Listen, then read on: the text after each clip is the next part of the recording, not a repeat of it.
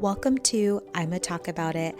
I'm Alicia E., empowerment coach and ancestral healer, and I'm here to teach you how to break generational cycles, self-advocate, and ascend to happiness without the guilt of wanting a better life for yourself. You don't have to choose the same path as those before you. You can choose a better way, your way. Because if we can each heal ourselves today, we can heal the world tomorrow together. Hey everyone, I hope that you are doing well. I took a little break from making podcast episodes so I can realign my energy.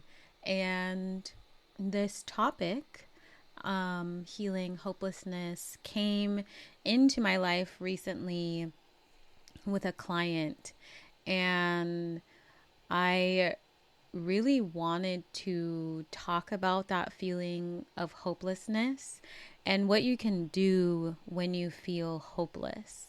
And when I say hopeless, I really mean it could pertain to any parts of your life. Like maybe you are waking up in the morning and you got to go to the job or go to the job that has treated you so poorly, and you want a promotion but they're not giving you one and it just seems hopeless. Or you're waking up in the morning and you're trying to do what's right and the news just doesn't seem to stop or take a break, and so you're really questioning, what is all of this work for? What is maybe your purpose? What is your contribution? And does it really matter, because you're feeling hopeless?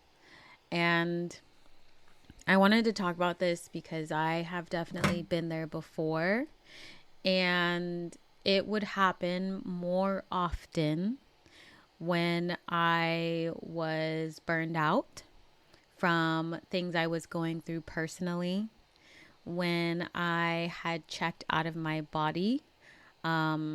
I was completely numb and I didn't know it.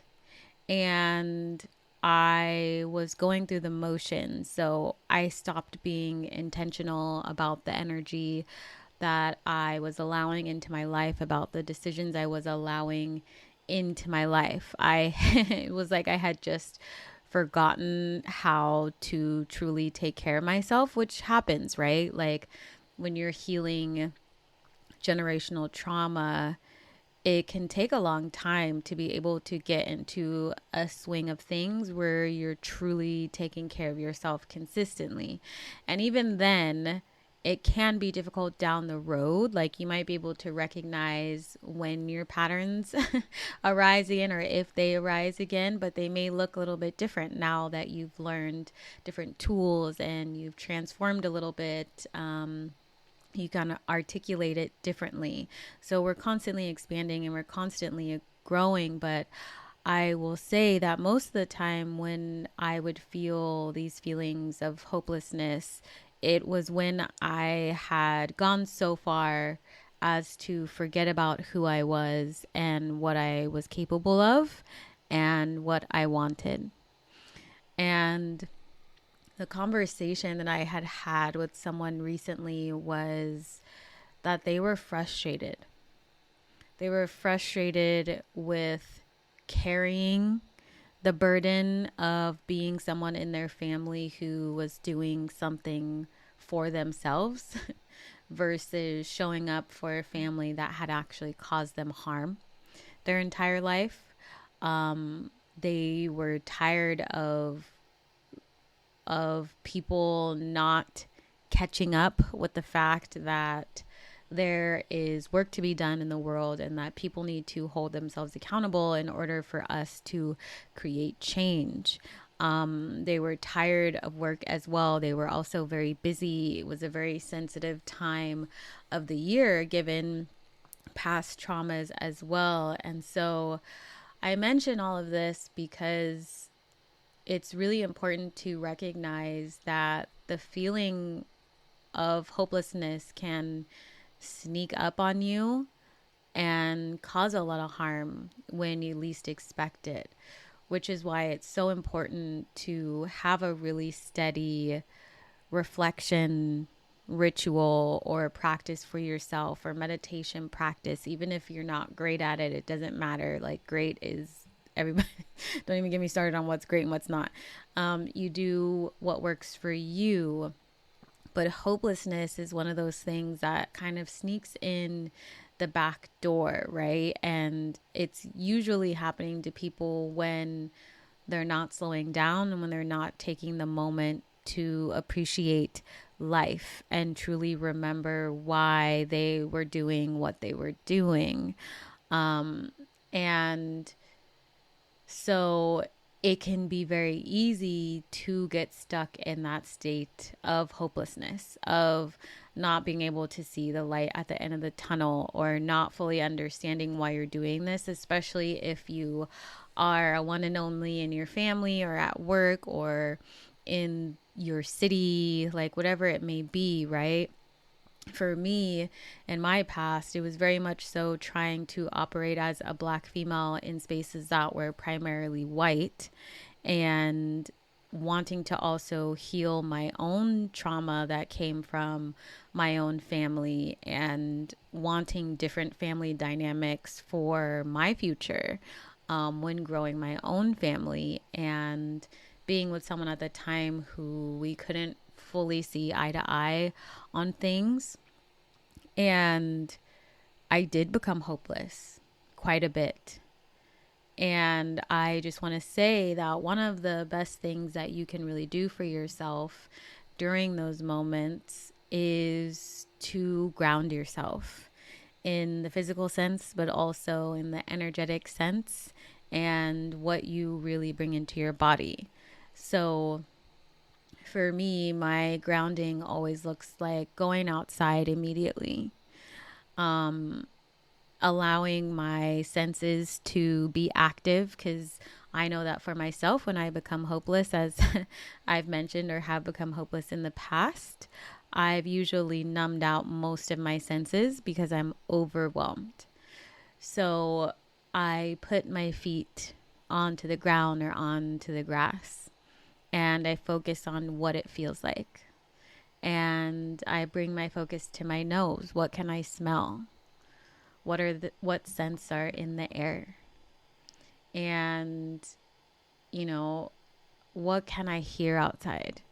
And even if you may not have access to all of your senses, you can still be able to check in with yourself, or maybe sense vibrations or things like that. However, you can slow down and feel grounded. That is the first thing I do, just so that I can bring my nervous system back to earth, as I would say, right? Because hopelessness is also kind of like a feeling of floating and not really having anything attached to you, or like, not being connected to the earth or to your ancestors or anything like that. And it's happening a lot because people are like changing their family dynamics and choosing themselves. So that decision in and of itself can feel very alienating when you're trying to figure it out on your own.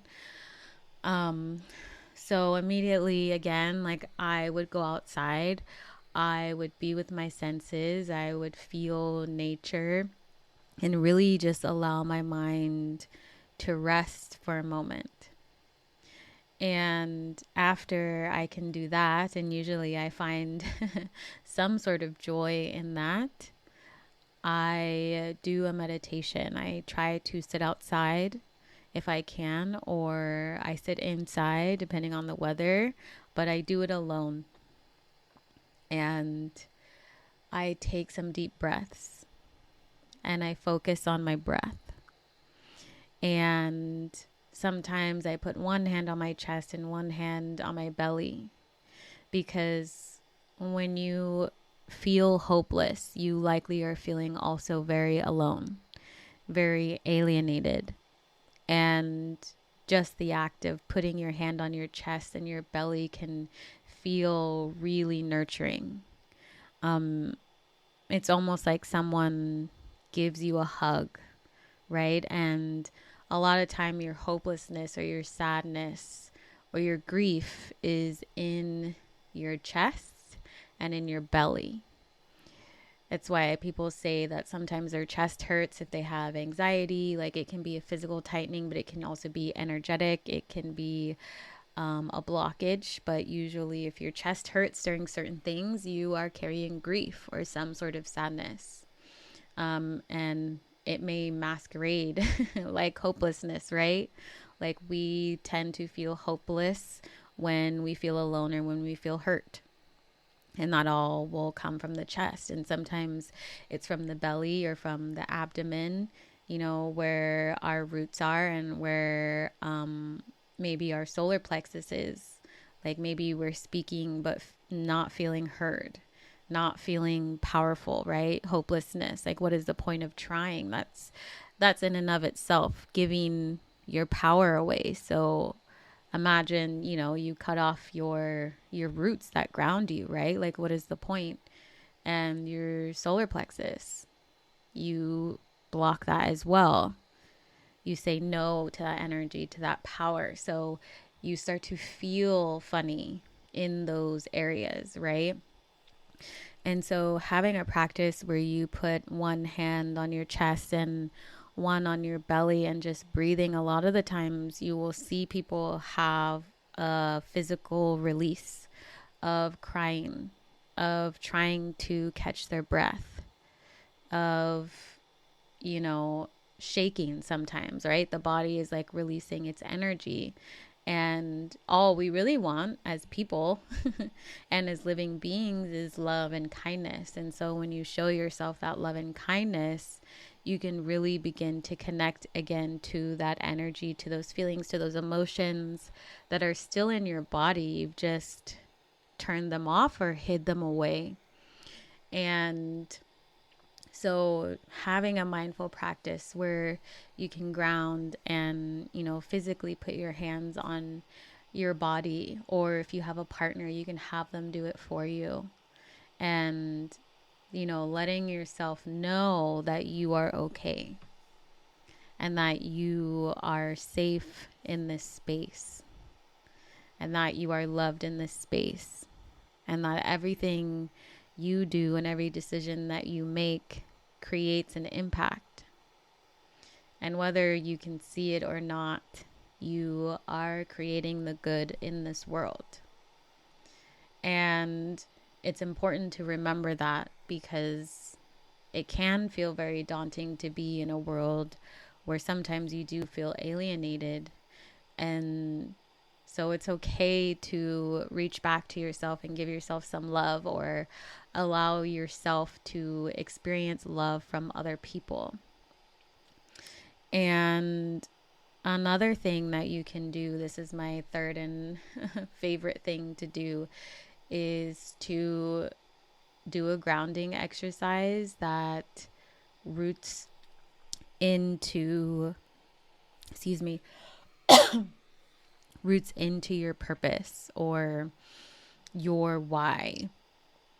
With me and my clients, we always get to the source of why they're here, why they're showing up in this space, because there's always something.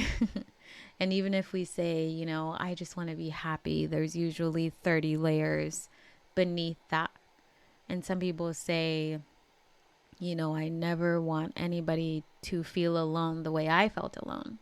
Or when I have children, I want them to know that they are loved. Even if I didn't understand it, I understand it now. And I hope that they can understand it.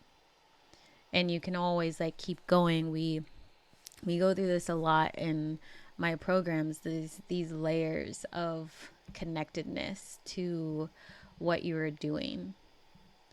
And so for me, I would always, and still to this day, if things are a little bit more difficult, I remember my why. I do everything so that people can learn to love again, to feel real love again, to love themselves. And I do this for everybody.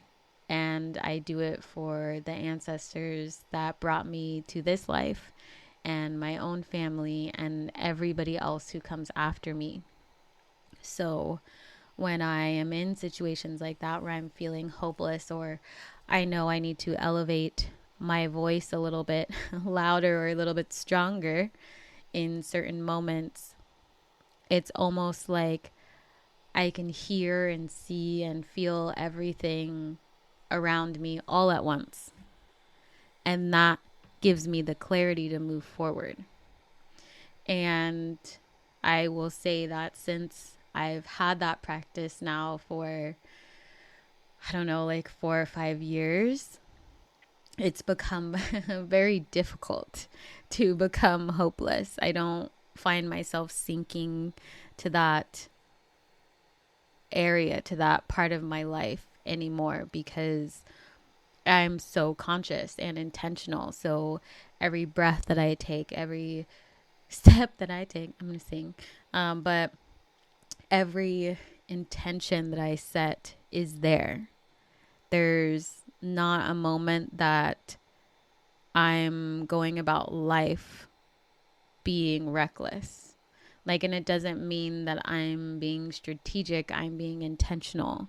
So if I am interacting with someone, or if I'm going out on a walk, or if I'm producing content or launching something from my program, it's very intentional, because for me, it's not just about me. It's about everybody else in this world, and it's everybody after me, and it's everybody before me, and everybody I can't see, or people who I have lost. Like I always ground into things that are also bigger than me,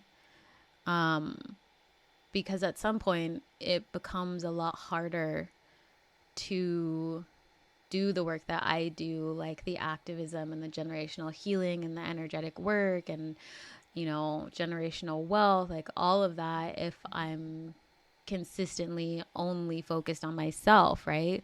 I think a lot of people have a fear about being greedy or being selfish, but a lot of my clients have never been greedy or selfish. If anything, they've been conditioned to put themselves out. So it's actually a harder journey for them to be able to take care of themselves. And it's really about a balance, right? Like for myself, I know that I'm always a priority, and I take full responsibility for also my actions in my relationships, especially with my partner. And I know that I need to have a balance. And I know that I need to also show up for her, and I want to show up for her. And me saying I need time in the morning by myself isn't me being greedy. That's me taking time for myself and aligning my energy. But I also ensure that I say things like, I'm going to take an hour and a half and I will come right back to you at 9:30. Or do you want to hang out, blah, blah, blah, like whatever it may be. And we have this flow of communicating. So then we can help each other out. But again, at the end of the day, we both have been conditioned for so long to put ourselves out. So we actually encourage each other to be alone more often, because we love spending time for each other, and we will literally give each other like the last bite of our food or water or anything. So we encourage each other to like be alone sometimes, but it's really important to ground back into what you believe in, to what you care about, what your heart is telling you, right? That is going to be the information that you want to hold onto, that is going to be your path forward. And so for myself, like I believe in equity and love and sustainability and not harming animals and all sorts of things. So that is what grounds me during those moments. even if I see that some people just are not there yet. But that doesn't mean that I give up, right? Like, I'm also really stubborn. So I will never give anybody the satisfaction of giving up. Like, I can't live with myself giving up knowing that so many lives are at risk. Like, I'd rather do everything I can while I am here and go out knowing that I did my best. So I think it's just really important to remind yourself of who you are, what you believe in, and what grounds you. Because whatever it is going to always anchor you in, and other people may not understand it, right? But it's not for them, it's for you. And this especially goes for my folks in Empowered Feminitiation who are learning to really hold their own, like really hold their own.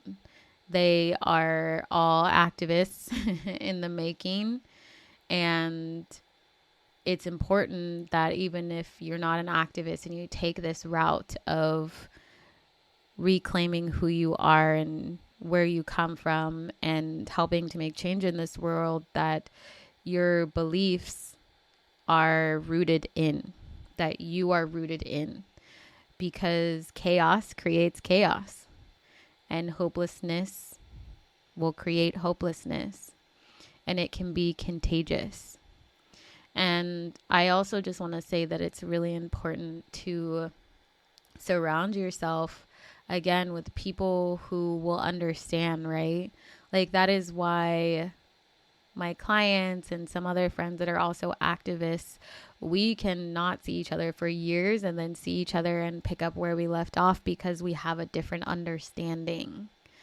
And we understand that sometimes, yes, things can feel hopeless, and we're also there to help pick each other up and understand that you don't have to carry that weight by yourself. You can't carry the weight of the world on your shoulders. It's impossible to do. So if you are feeling a little bit alone, or just feeling like, how are we going to get through this? I want you to get lots of rest. And I also want you to surround yourself with people who love you. And if you also need to reach out and get help, like, I want you to do that as well. Like, I want you to prioritize whatever would make you happy and feel loved in that moment, and ground yourself, like really ground yourself, because healing generational trauma is really difficult. It really is. Like, I'm not going to sit here and lie to you and tell you that it's all easy, and it's not. Like, that is why my clients say, like, get ready to cry to anybody who like wants to join. But it's like, well, yeah, if you're realizing that you actually never learned how to love yourself because your parents never learned, and then those parents never learned, then yeah, you're going to cry a little bit, maybe a lot of it. And that's perfectly okay. And so I'm basically saying, give yourself the grace of space to take care of yourself, to heal, to shift your mind and your energy around hopelessness. If you want to feel it, but have a plan or a way to take care of yourself also nearby, so you can lean into that, right? You don't want to linger in it too long. And know that you can always come say hi, especially to me. I will always be here to support you, but I really want you to know that you are doing a fabulous job. So take care of yourself, drink lots of water, get out in nature, get away from technology, from the news for a minute, for as long as you need to, and then come back, right? Just as long as you continue to take care of yourself. So I just wanted to talk about that. I hope it was helpful for everyone. And I'll have some more podcast episodes coming soon. Right now, I'm in the middle of Empowered Femme Initiation and just launched my amazing product line. So if you have not seen it, I want you to head over to the show notes and I will drop the link for the website. There's some beautiful things on there and there's limited stock. So go grab them while you can. And again, just remember to take care of yourself and follow your heart. And there is a community here also on my page that is here to support you. I've also got a new Telegram group that is launching today. So you might be the first one or two in there. I hope you are. And I hope that you come say hi and know that you are absolutely loved. And on that note, that is it from me. So thank you so much for showing up today, for showing up for me and showing up for this podcast and really helping to create a better world and a better community. And I will talk to you all soon. Hey, if you're ready to ascend to happiness and live the life you've always wanted, join me in my Empowered Living Facebook group for socially conscious healers, witches, and spirituals, and sign up to get my free Empowered 5 Practices to Ascended Happiness guide. It's helped others expand their consciousness and soar beyond sight, sound, and imagination in just one day. It's the catalyst you need to embrace your magic and change the world. Just click the link in the show notes and I'll see you in the group next time.